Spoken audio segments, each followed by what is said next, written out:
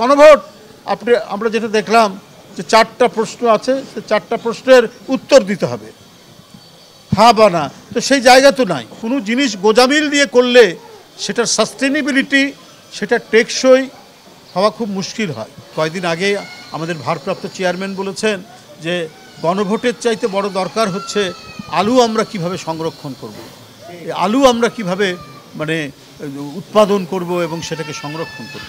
তো আমারও বক্তব্য তার কথার সূত্র ধরে আমরা গণভোট, আমরা পিআর, নানা কথা বলছি, কিন্তু সবচেয়ে বড় যে দায়িত্ব সেটা হচ্ছে মানব সেবা। অসুস্থ মানুষ, অবহেলিত মানুষ, তাকে কিভাবে রাষ্ট্র প্রোটেকশন দেবে, তাকে রাষ্ট্র কিভাবে তার পাশে এসে দাঁড়াবে, এটাই তো আজকে সবচেয়ে বড় বিষয়।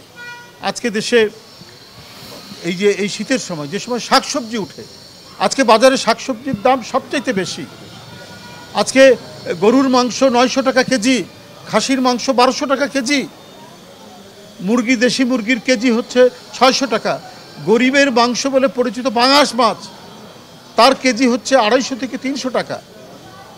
তো একটা ওয়েলফেয়ার স্টেট যদি আমরা বলি, তো সেটা ওয়েলফেয়ার স্টেট তো আমরা গঠন করতে পারছি না, আমরা এখনও সেটা নির্মাণ করতে পারিনি।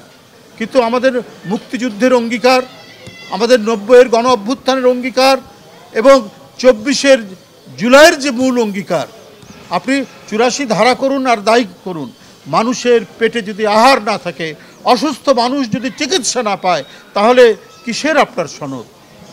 সনদের মধ্যে তো প্রথমেই থাকতে হবে অসহায় মানুষের, তাকে বাসস্থান দেওয়া, তার সন্তানের চিকিৎসা, তার সন্তানের শিক্ষা, এগুলো নিশ্চিত করা। এটাই হওয়া উচিত সবচাইতে বড় সনদ। আমরা পিআর না গণভোট, এইটা নিয়ে আমরা কথা বলছি। গণভোট আমরা যেটা দেখলাম যে 4টা প্রশ্ন আছে, সেই 4টা প্রশ্নের উত্তর দিতে হবে, হ্যাঁ বা না। তো সেই জায়গা তো নাই, নায়ের কোনো জায়গা নেই। আমি 4টা প্রশ্নের কোনোটার সাথে একমত নই, তাহলে আমি না কথাটা কোথায় লিখব সেটা তো ওখানে স্পষ্টভাবে নেই। ডাবল ধামাকা অফার, ওয়ালটন ট্যাবলেট পাওয়া যাচ্ছে নতুন ছাড়কৃত মূল্যে। এটা আজকে যারা বিশেষজ্ঞ তারাও বলছেন যে আমি যদি কোনো প্রশ্নের সাথে একমত হতে না পারি, তাহলে এই না পারাটা আমি লিখব কোথায়? সেই জায়গাটুকু নাই, সেই বিধানটুকু এই ইয়ের মধ্যে রাখা হয়নি, গণভোটের মধ্যে রাখা হয়। যদি এইরকমই পরিস্থিতি, কোনো জিনিস গোজামিল দিয়ে করলে সেটার সাস্টেনেবিলিটি, সেটা টেকসই হওয়া খুব মুশকিল হয়। যে কাজ করতে হবে সেই কাজটা যেন একেবারে যথাযথ এবং মজবুত হয়। কমপক্ষে দেশের 90% মানুষ বুঝতে পারে যে এই গণভোটের মূল উদ্দেশ্য কী। এটা যদি মানুষ বুঝতে না পারে, তাহলে মানুষ যে তিমিরে ছিল সেই তিমিরেই থাকবে, সেই অন্ধকারেই থাকবে মানুষ, সেটা তো লাভ হলো না।